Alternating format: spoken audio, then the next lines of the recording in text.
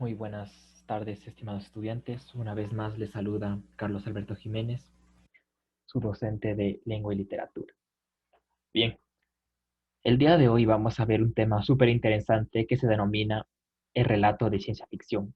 Para ello les voy a compartir primero un video sobre dicho tema. Mucha atención, por favor.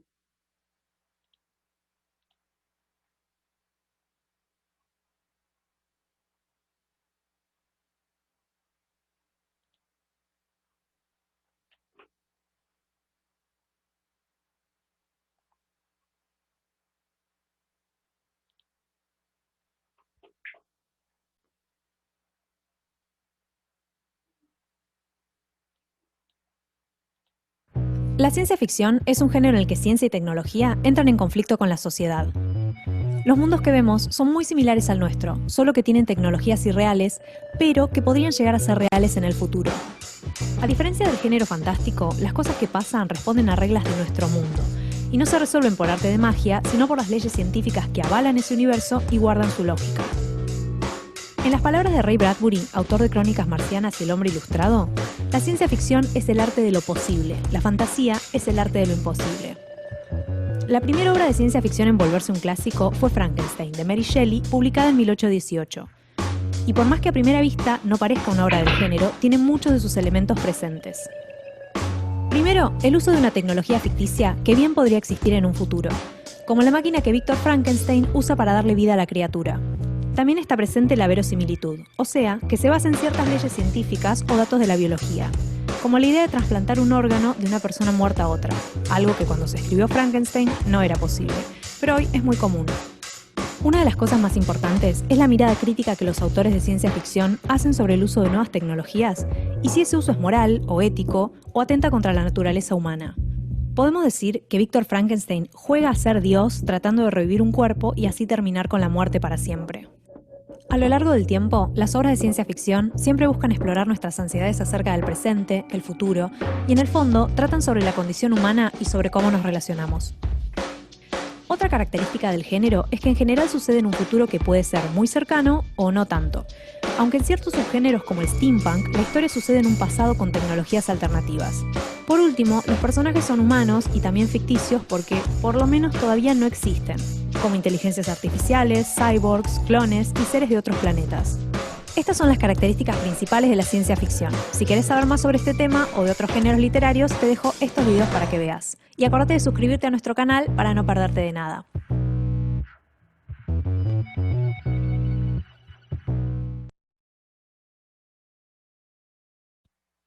¿Ok?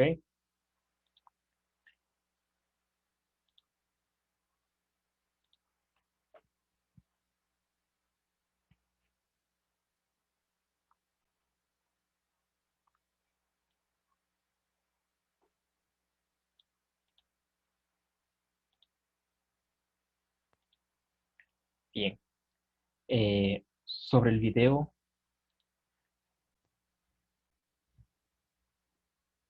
¿qué es lo más llamativo para ti?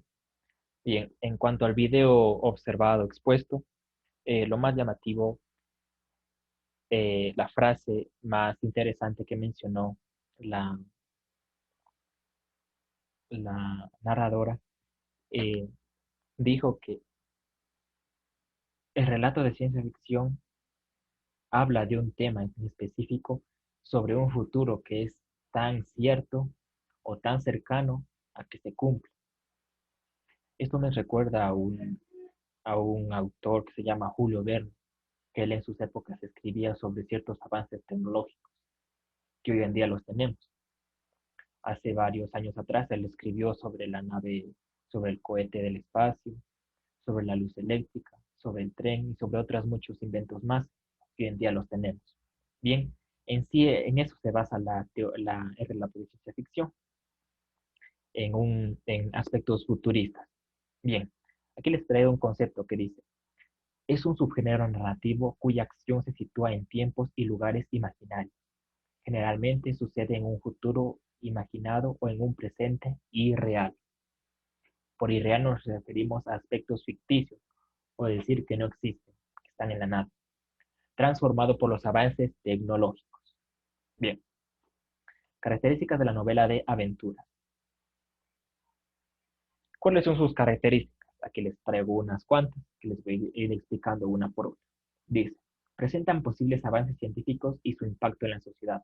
Como les venía diciendo con el autor de, de esta novela, La Vuelta al Mundo en 80 días, Julio Verne, él predijo ciertos avances del futuro. Y eso es lo que sucede mismo en los géneros narrativos de ciencia ficción. Segundo, dice, combina dos conceptos opuestos, ciencia y ficción. La ciencia es el conjunto de conocimientos obtenidos mediante la observación y el razonamiento, y la ficción es dar existencia a algo irreal producto de la imaginación. La ciencia se basa en sí por aspectos de investigación, temas en los cuales ciertos aspectos mundiales pueden girar en torno a él. Es decir, tenemos hoy día la ciencia que es la medicina, la ciencia de la astronomía, muchas otras ciencias y aspectos ficticios, es decir, aspectos que no existen.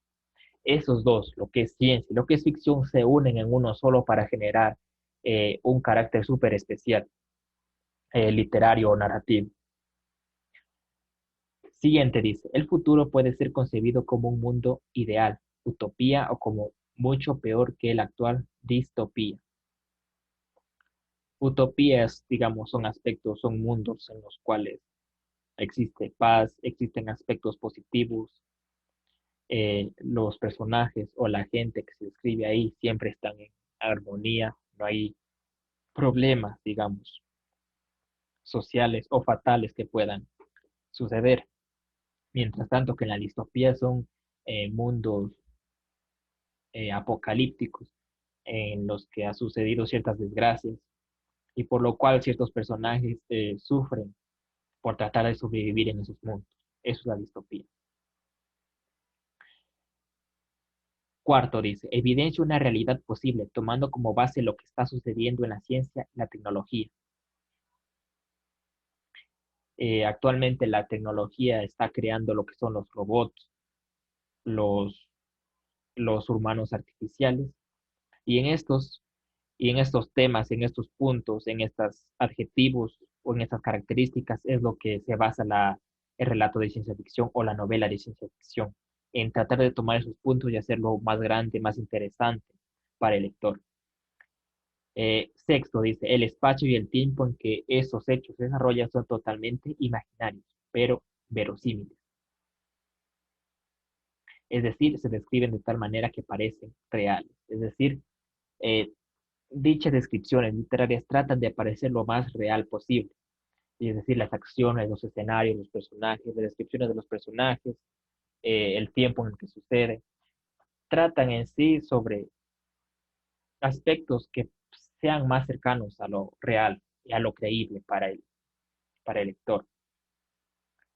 Y como último punto, dice, los temas están relacionados con la ciencia y la evolución de la humanidad. Los personajes pueden ser totalmente diferentes de los seres humanos o estar diseñados como modelo humano.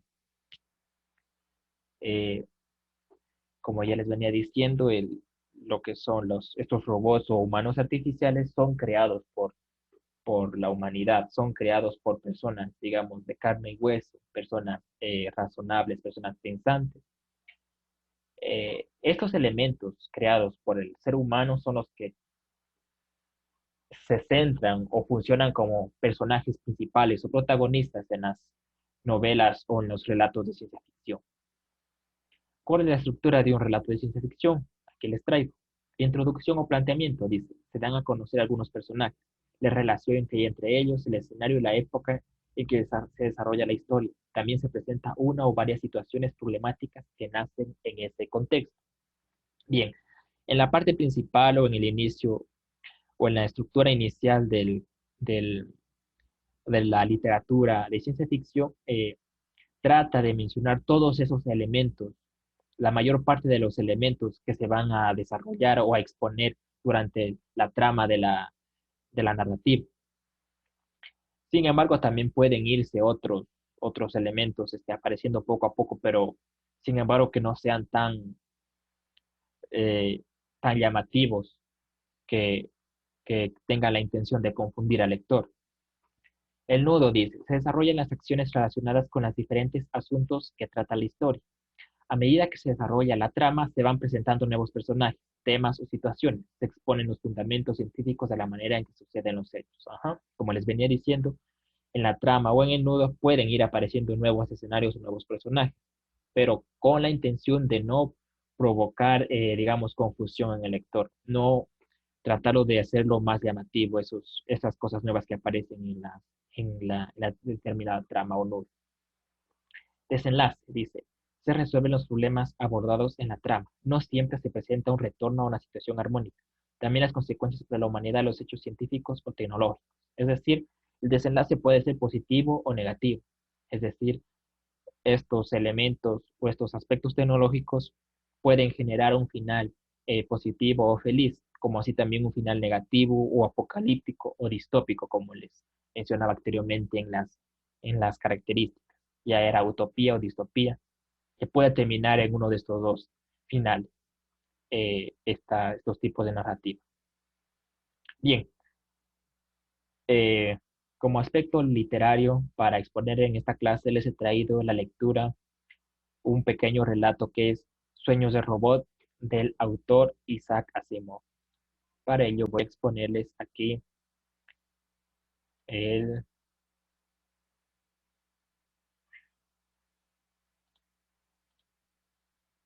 la novela, el relato en escrito, para irlo leyendo.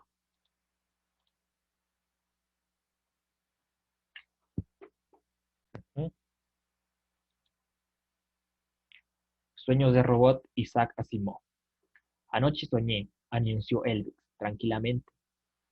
Susan Calvin lo replicó, pero su rostro, arrugado, envejecido por la sabiduría y la experiencia, pareció sufrir un estremecimiento microscópico. ¿Has oído esto?, preguntó Linda Rush, nerviosa. Ya se lo dije. Era joven, menuda y de pelo oscuro. Su mano derecha se abría y se cerraba una y otra vez.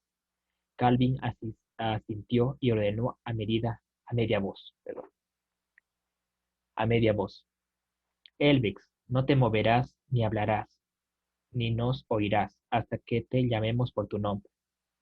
No hubo respuesta. El robot siguió sentado como si estuviera hecho de una sola pieza de metal y así se quedaría hasta que oyera su nombre otra vez. ¿Cuál es tu código de entrada en la computadora, doctora Rush?, preguntó Calvin, marcándolo tú mismo. Si esto te tranquiliza. Quiero inspeccionar el diseño del cerebro positrónico. Las manos de Linda se enredaron un instante sobre las teclas, borró el proceso y volvió a empezar. El delicado diseño apareció en la pantalla. Permíteme, por favor, solicitó Calvin, manipular tu ordenador. Le sucedió, le concedió permiso como un gesto sin palabras. Naturalmente que podía ser Linda, una inexperta robopsicóloga recién recibida, frente a una leyenda viviente. Susan Calvin estudió despacio la pantalla, moviéndola de un lado a otro y de arriba a abajo, marcando de pronto una combinación clave, tan deprisa que Linda no vio lo que había hecho, pero el diseño desplegó un nuevo detalle y el conjunto que había sido empleado. Continuó, atrás y adelante, tocando las teclas con sus dedos nudosos. En el rostro avejentado no hubo el menor cambio, como si unos cálculos vastísimos se sucedieran en su cabeza. Observaba todos los cambios del diseño. Linda se asombró. Era imposible analizar un diseño sin la ayuda, por lo menos, de una computadora de mano. No obstante, la vieja simplemente observaba. ¿Tendría acaso una computadora implantada en su cráneo? ¿O era que su cerebro durante décadas no había hecho otra cosa que inventar, estudiar y analizar los diseños de cerebros positrónicos? ¿Captaba los diseños como Mozart captaba la notación de una sinfonía? ¿Qué es lo que has hecho, Rush?, dijo Calvin, por fin. Linda, algo avergonzada, contestó: he utilizado la geometría fractal. Ya me he dado cuenta. ¿Pero por qué? Nunca se había hecho. Pensé que a lo mejor produciría un diseño cerebral con complejidad añadida, posiblemente más cercano al cerebro humano. ¿Consultaste a alguien? ¿Lo hiciste todo por tu cuenta? No consulté a nadie, lo hice sola. Los ojos ya apagados de la doctora miraron fijamente a la joven. No tenías derecho a hacerlo. Tu nombre es Rush. Tu naturaleza se juega con tu nombre. ¿Quién eres tú para obrar sin consultar? Yo misma, yo, Susan Calvin, lo hubiera discutido antes. Temí que se me impidiera. Por supuesto que se te hubiera impedido. Van a. Su voz se quebró pese a que se esforzaba por mantenerla firme. ¿Van a despedirme? Posiblemente, respondió Calvin, o tal vez te asciendan. Depende de depende lo que yo piense cuando haya terminado. Va usted a desmantelar él. Por poco se le escapa el hombre que hubiera reactivado el robot y cometido un nuevo error. No podía permitirse otra equivocación, si es que ya no era demasiado tarde. Va a desmantelar al robot. En ese momento se dio cuenta de que la vieja llevaba una pistola electrónica en el bolsillo de su bata. La doctora Calvin había venido preparada para eso precisamente. Veremos, temporizó Calvin. El robot puede resultar demasiado valioso para desmantelarlo. Pero, ¿cómo puedes soñar? Has logrado un cerebro positrónico sorprendentemente parecido al cerebro humano. Los cerebros humanos tienen que soñar para reorganizarse, desprenderse periódicamente de trabas y confusiones. Quizás ocurra lo mismo en este robot y por las mismas razones. ¿Le has preguntado lo que ha soñado? No, la mandé a llamar a usted tan pronto como me dijo que había soñado. Después de eso, ya no podía tratar el caso yo solo. Yo, una leve sonrisa iluminó el rostro de Cali. Hay límites que tu locura no te permite rebasar y me alegra, en realidad. Más que alegrarme, me tranquiliza. Veamos ahora lo que podemos descubrir juntos. Elric llamó con voz autoritaria. La cabeza del robot se volvió hacia ella.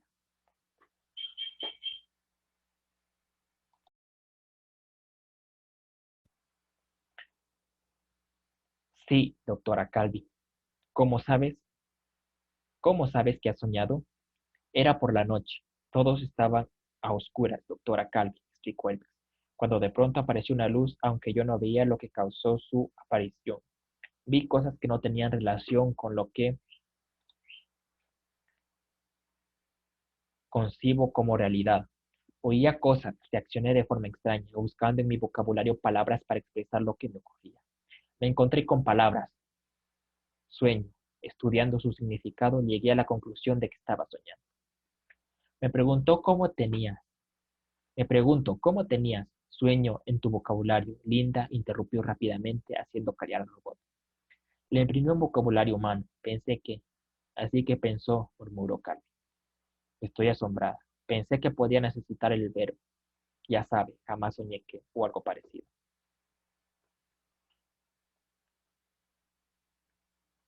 ¿Cuántas veces ha soñado Elvex? Preguntó Calvin. Todas las noches, doctora Calvin, desde que me di cuenta de mi existencia. 10 noches, intervino Linda con ansiedad, pero me la ha dicho esta mañana. ¿Por qué lo has callado hasta esta mañana, Elvex? Porque ha sido esta mañana, doctora Calvin, cuando me he convencido de que soñaba.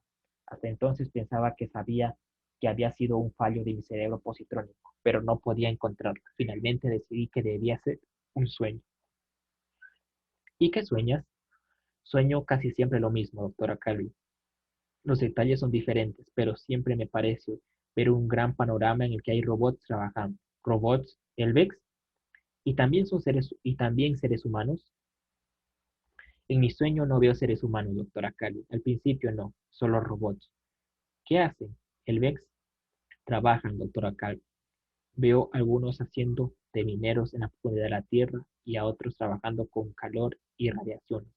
Veo algunos en fábricas y otros bajo las aguas del mar. Calvin se volvió hacia Linda. Elix, tiene solo 10 días y estoy segura de que no ha salido de la estación de pruebas. ¿Cómo sabe tanto de robots? Linda miró una silla como si deseara sentarse, pero la vieja estaba de pie. Declaró con voz apagada. Me parecía importante que conociera algo de robótica y en su lugar en el mundo. Pensé que podía resultar particularmente adaptable para ser de capataz con su nuevo cerebro. Declaró con voz apagada. ¿Su cerebro fractal? Sí. Calvin asintió y volvió hacia el robot. y viste el fondo del mar, el interior de la tierra, la superficie de la tierra y también el espacio, me imagino. También vi robots trabajando en el espacio, dijo Alex.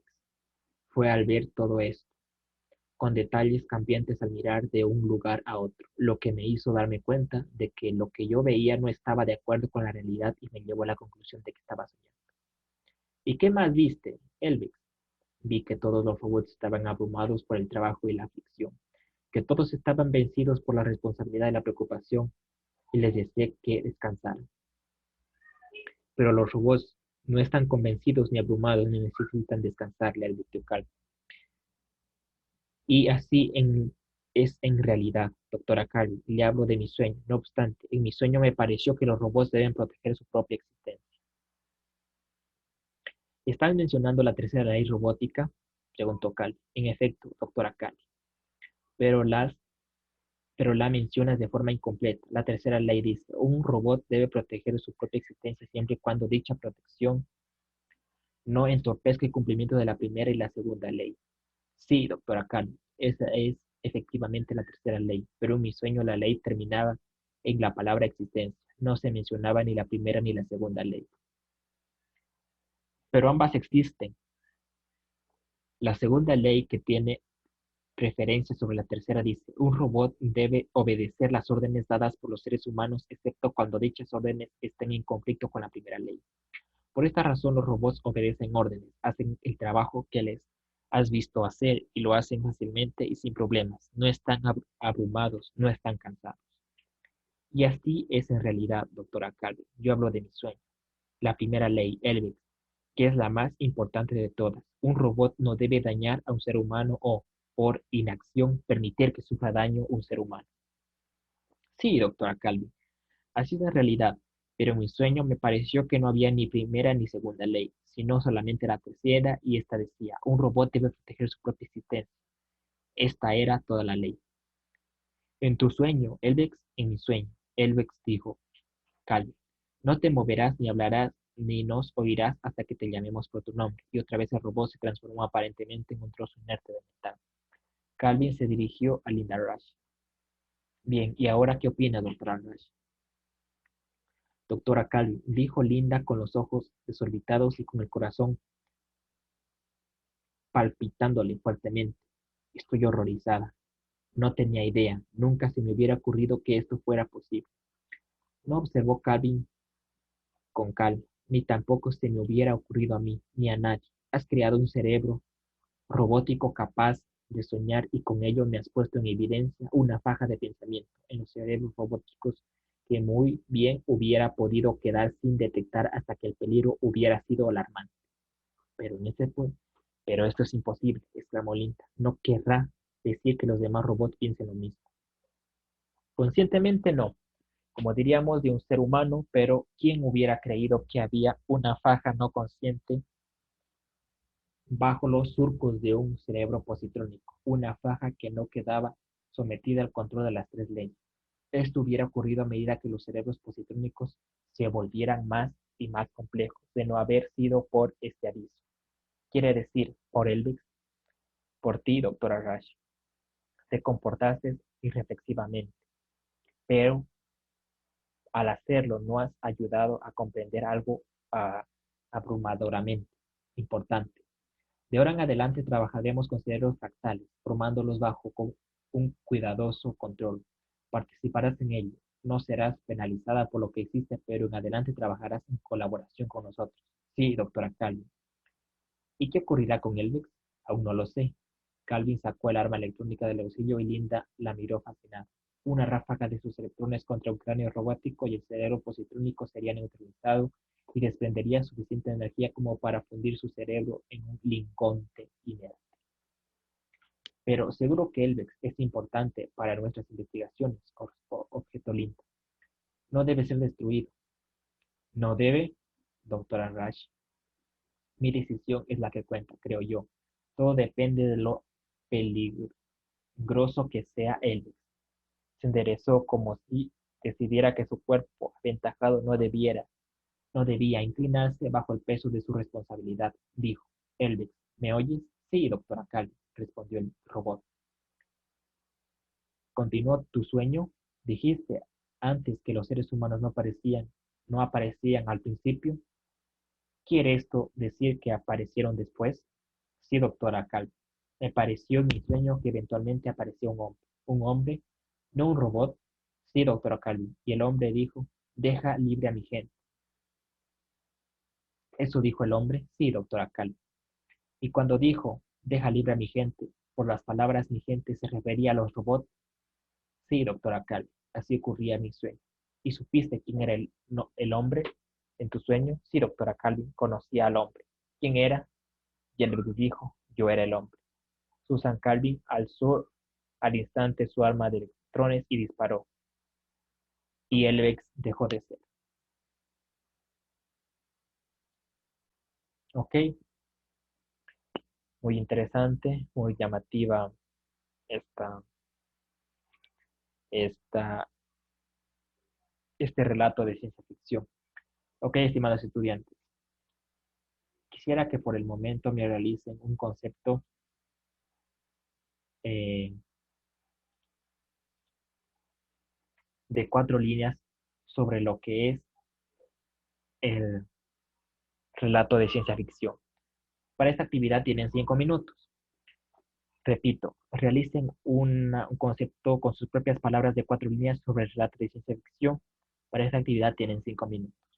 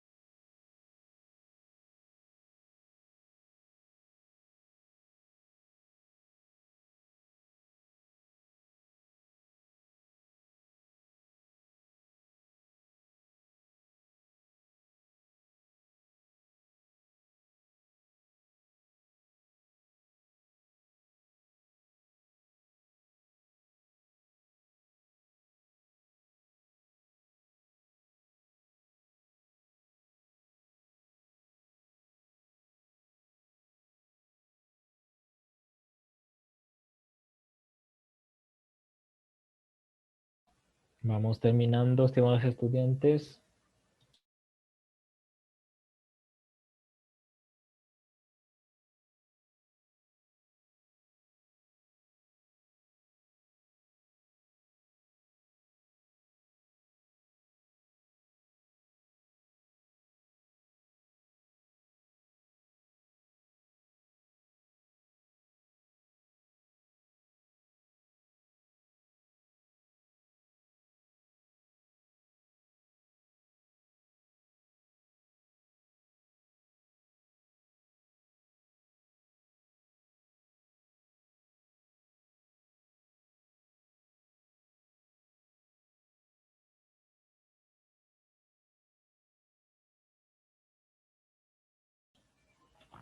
Ok, estimados estudiantes, una vez que hemos construido nuestro primer concepto con nuestras propias palabras sobre el relato de ciencia ficción, pasamos a realizar una pequeña actividad en clase.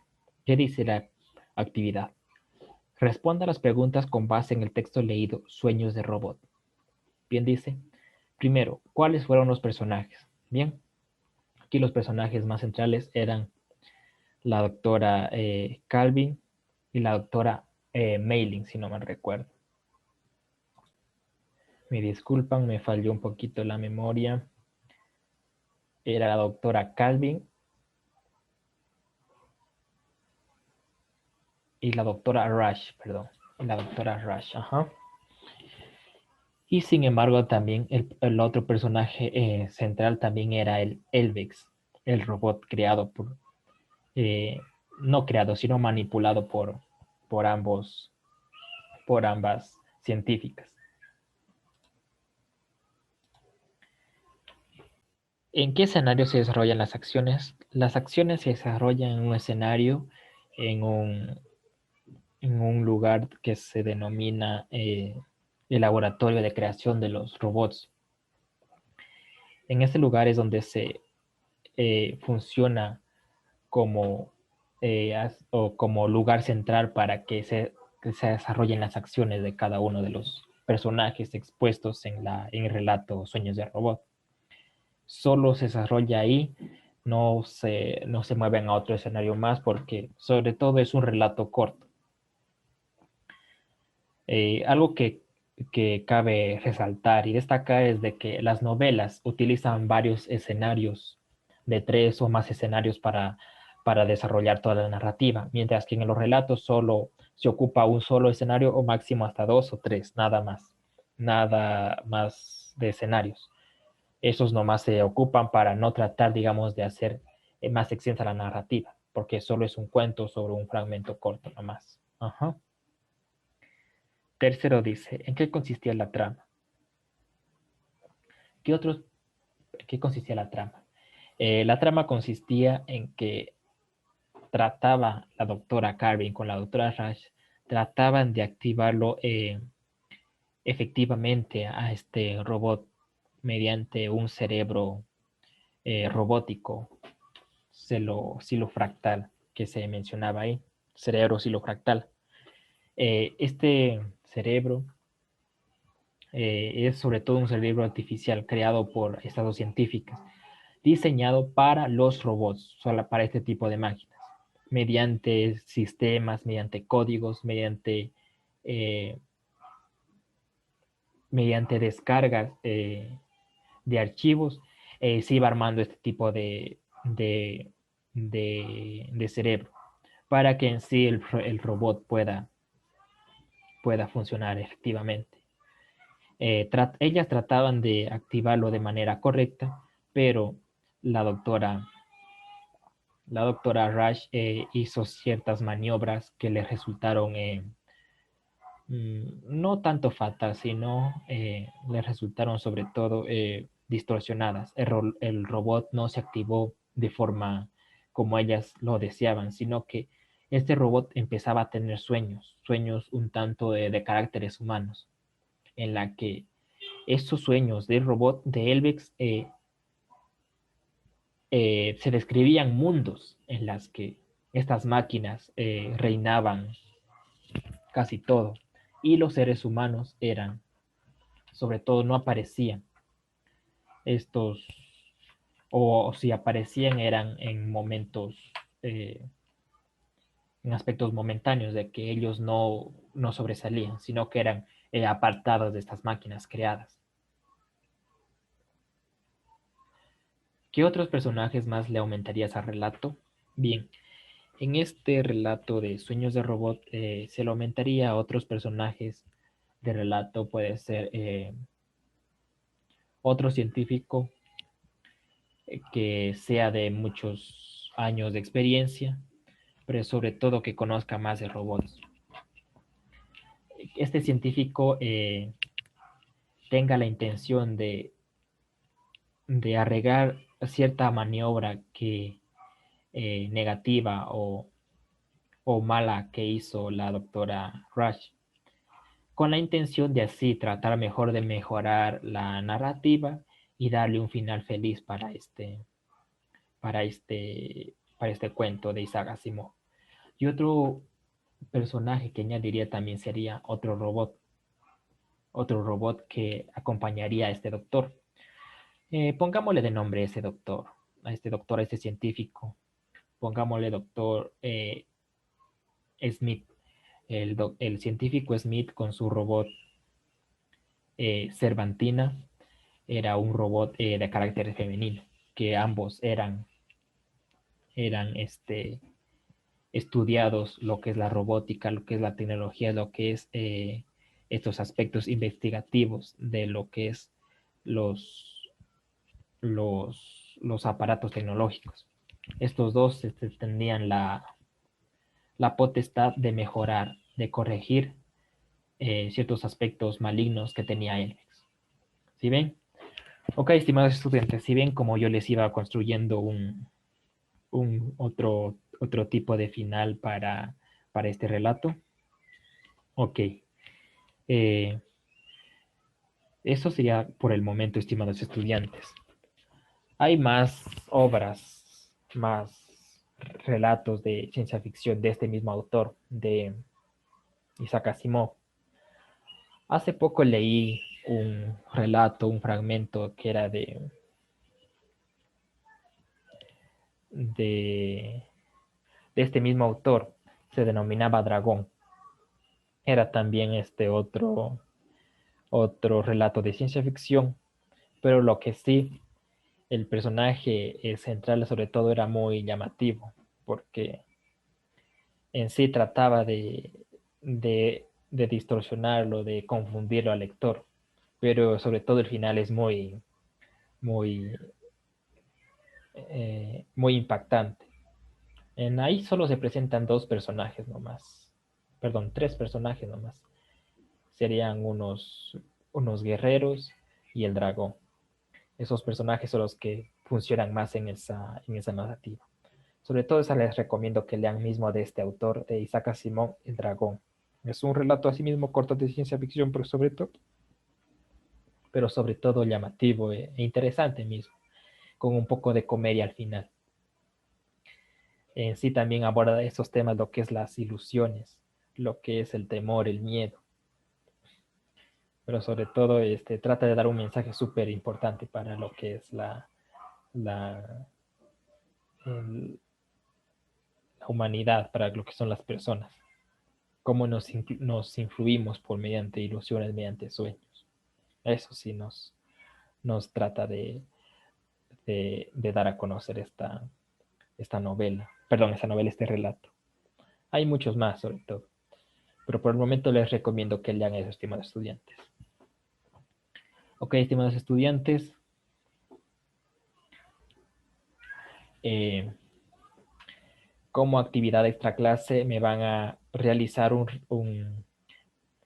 una consulta de un relato corto de ciencia ficción y me van a reconocer los personajes, el escenario y la trama narrativa. Repito, consultar un relato corto de ciencia ficción y reconocer los personajes, el escenario y la trama narrativa. Asimismo, ya sea de este autor o de otro, pero lo que sí no les voy a permitir de El Dragón de Isaac Asimov, porque eso ya les mencioné, quisiera que me consulten otro relato, aunque sea del mismo autor, pero que sea asimismo de ciencia ficción. Para que ustedes me reconozcan los elementos principales, los que se describen ahí, y me identifiquen cuál es la trama. Ok, estimados estudiantes, espero que hayan comprendido la clase del día de hoy. Sobre todo, cualquier duda, cualquier necesidad, eh, estamos para la próxima clase. Los espero a la próxima sesión, la próximo temario que vamos a tratar y que estén muy pendientes de ello. Sobre todo, que tengan el deseo de seguir aprendiendo más. Ok, estimados estudiantes, que tengan una linda tarde y sobre todo me despido de ustedes y que pasen muy bien. Chao, muchas gracias.